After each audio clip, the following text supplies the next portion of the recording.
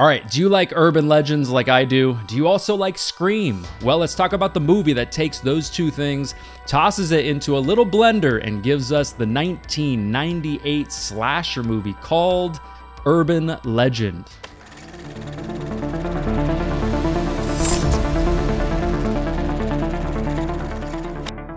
What is up, everyone? Welcome to Mad Blood. Let me know down in the comments down below what you think about Urban Legend from 1998. Are you also a massive fan of these late 90s Scream-inspired slashers like I am? Are you kind of in the middle? Or are you not a fan? Let me know. So yeah, the first Urban Legend movie came out 2 years after Scream. And when you watch this movie, you can tell Scream is all over this movie. Now, we don't need to talk about this too much. You get it. Scream was important for the genre. Scream made a ton of money, which essentially meant studios after Scream, they saw how much money it made, they saw how successful that was. They were going to tell everybody that worked for them pretty much, do what they did. I don't care. Whatever you need to do it right now and make me some cash. And this movie reminds me that even all these years later, I feel like it is still very rare that we get horror movies as fun as these late 90s slashers are. Just pure fun, just the kind of that classic slasher atmosphere.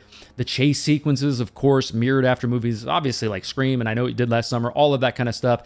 It's just fun. It's bloody. It's tense at times.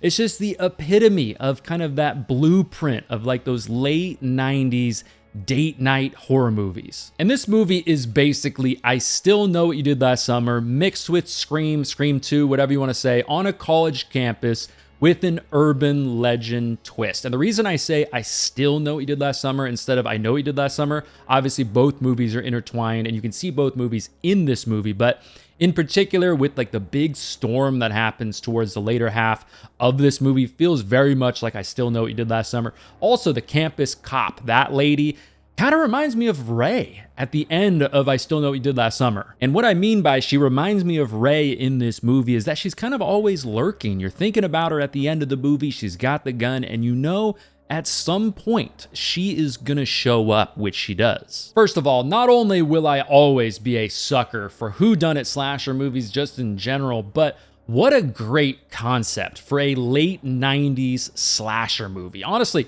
one of the best ideas I feel like ever. Who doesn't love urban legends? We've all heard them. I mean, obviously the one on Halloween, razor blades and the candy that somehow spread like wildfire through all of the boomer parents, delaying our candy enjoyment on Halloween, you bastards. Or somehow before cell phones or before social media even existed, that whole urban legend about a guy named, Marilyn Manson removing a rib to... You know what I'm talking about. That urban legend somehow spreading across every school in America. And yeah, this movie has that Scream meta feel to it, but what's different about it is it's not about movies. Of course, it's about urban legends. So instead of having situations where it's like, in a horror movie, you can never say, I'll be right back. No, it's not stuff like that. It's more about urban legends, stuff like, oh, I see that guy driving across from us with his lights off. Uh-oh, don't do like the urban legend tells us not to do. We got to follow that. And we see that play out in the movie, which is just different enough than the Scream meta stuff to keep this movie interesting, in my opinion. And right away, the opening to this movie is very fun. It's raining, it's at night. This girl is listening to Tara Reid on the sex hotline thing on the campus radio station. And then she does the whole Texas Chainsaw thing, stopping at a creepy, sketchy gas station, in the middle of kind of seems like nowhere a little bit. And then the person that helps her ends up being Brad Dourif, who's clearly acting like somebody. He's acting like a guy who's going to probably kill this girl.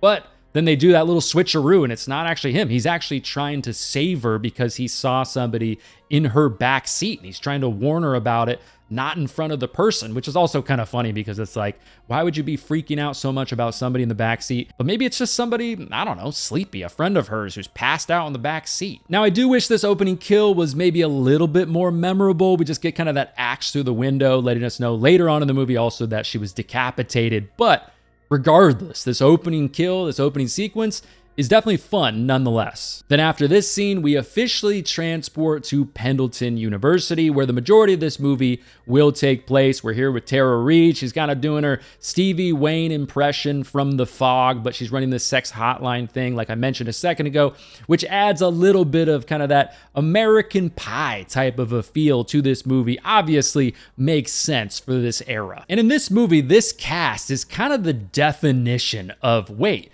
she's in this? Hold on. He's in this too? You got people like Jared Leto, Rebecca Gayheart, Joshua Jackson, Tara Reid, Michael Rosenbaum, the legend Danielle Harris from Halloween 4 and so many other movies. Obviously, the voice of Chucky itself, Brad Dourif, even did some Chucky chants on the set to make everyone laugh here and then. And then also the legend, the man behind Freddy Krueger, Robert Englund. One nitpick that I do have with the cast in this movie is in particular the final girl in this movie, Natalie. She's good, but I feel like she's not great. She's not like a top tier final girl in the genre.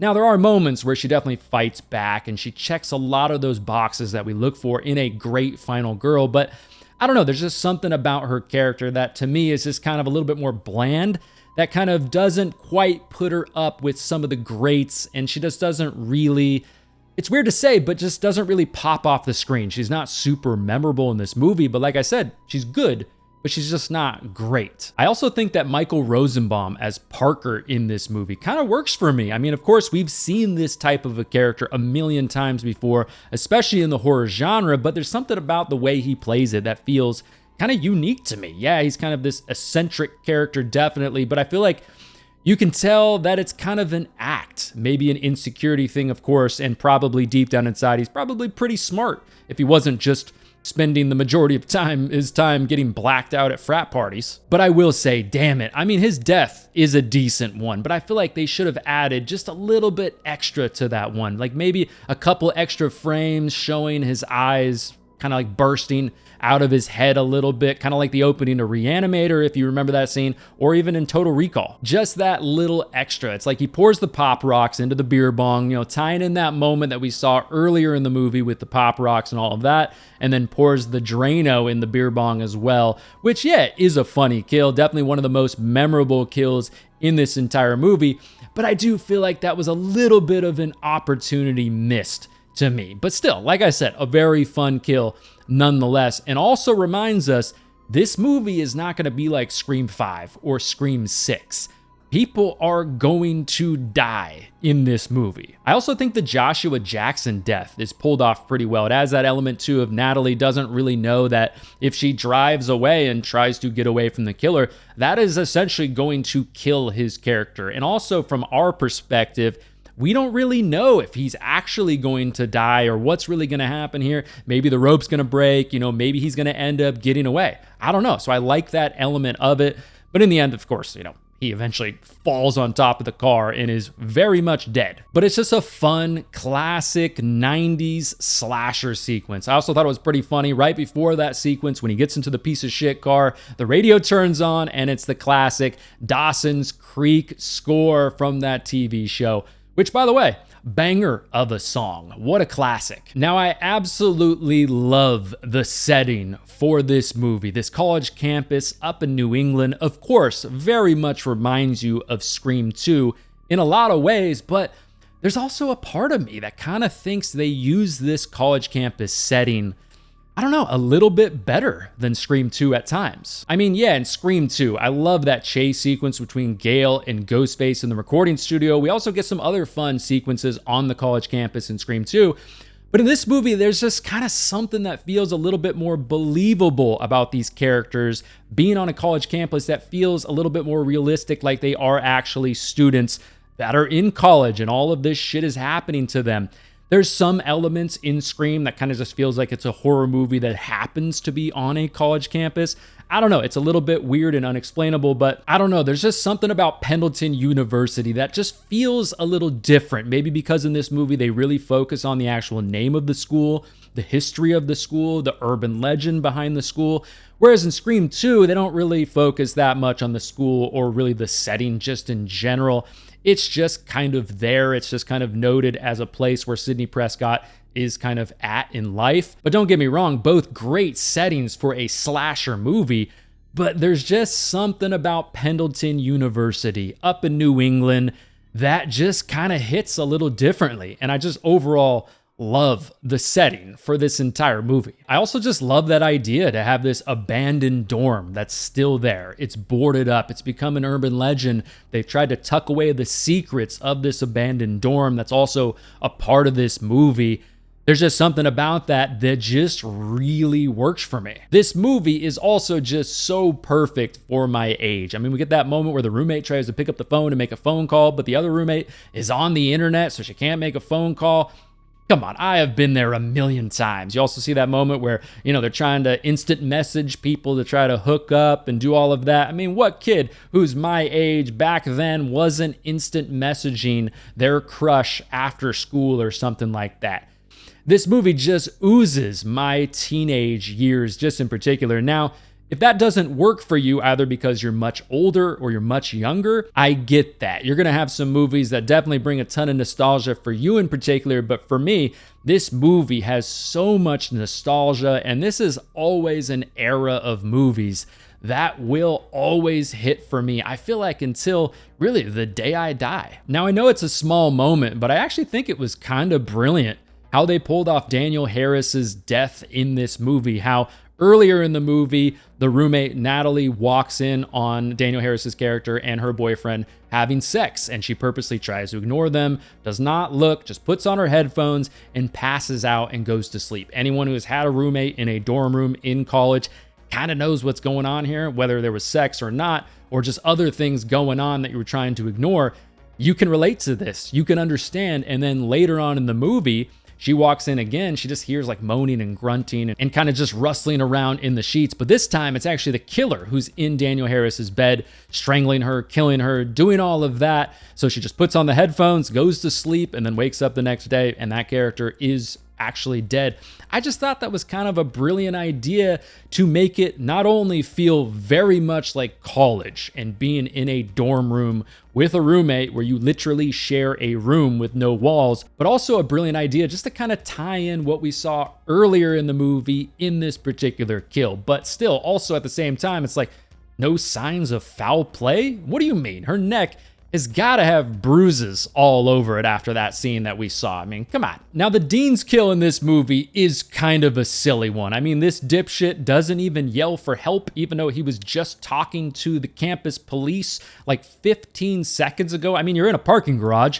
I mean, it's going to echo like hell. Somebody's going to hear you. But no, doesn't yell, and then also just keeps crawling straight as the car is slowly moving towards him, doesn't go to the side. Well, I guess maybe he was thinking, all right, I've got two choices here. If I go to the side and I avoid the car, I'm probably going to get sliced up into itty bitty little pieces with this little knife that the killer has, or my other option is to get crushed. Kind of a funny moment, though, using those spikes that we always see in a parking garage, and he falls onto the spikes and it goes right through him. But yeah, kind of a silly kill, but it does kind of remind me of Pamela Voorhees killing Kevin Bacon's character in the first Friday the 13th movie. It's like, how long was she waiting underneath that bed to kill them? It's like this killer. How long was this killer waiting underneath the car?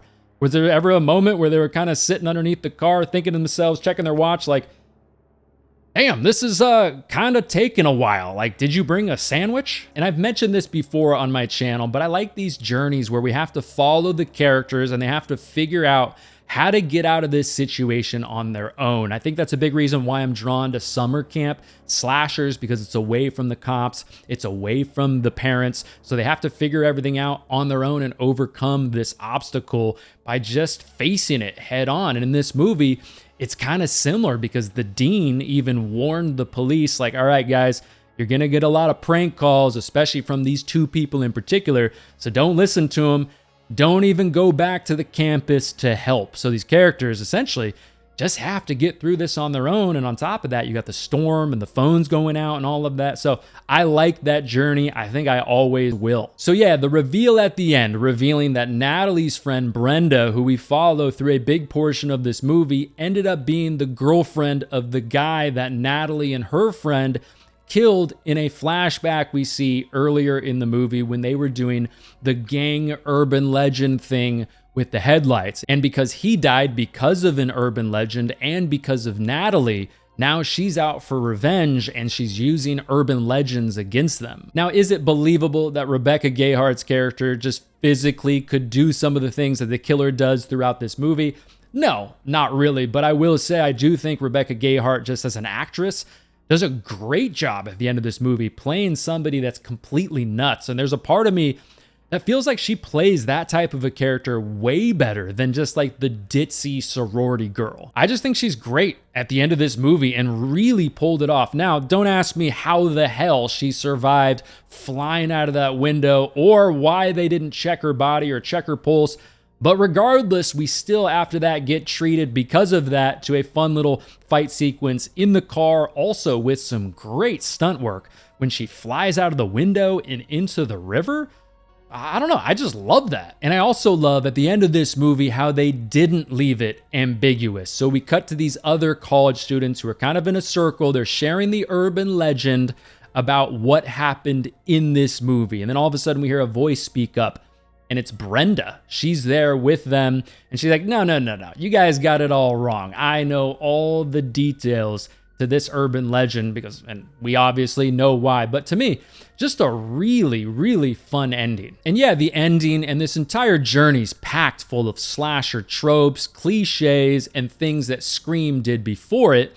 But when you mix in this great setting for a slasher, the mood of the storm, the fun look of the killer, a top-notch cast for this type of a movie, and really one of the best slashers ever during this particular era, and overall just a journey for me that I think is just fun as hell. And yeah, if you're an urban legend fan like I am, we got some great news this year as well, because in April, they just announced that the reboot of this franchise is back in development. So that should be fun as hell. Hopefully they get the right team, the right script, the right ideas, and they go back to a lot of the stuff we saw in this original movie. Yeah, fun as hell. Looking forward to seeing kind of how that all plays out, and hopefully it's going to be pretty damn fun. But anyways, if you guys enjoy this video, I'll definitely review the second and the third movie in this franchise, which is a wild ride. But there you go, everybody. That is my review of Urban Legend from 1998. If you want some more videos from me right now, go ahead and check out one of these videos next to me. If you don't want to miss future videos in the channel, the best way to do that is to make sure you subscribe. All of my social media links will be down below in the description if you want to follow me over there. I also have a Patreon if you want to support the channel in an extra way, help to keep this channel going. I will leave that link in the description as well. But thanks so much, everybody, for watching. My name is Matt, and I will talk to you in the next one.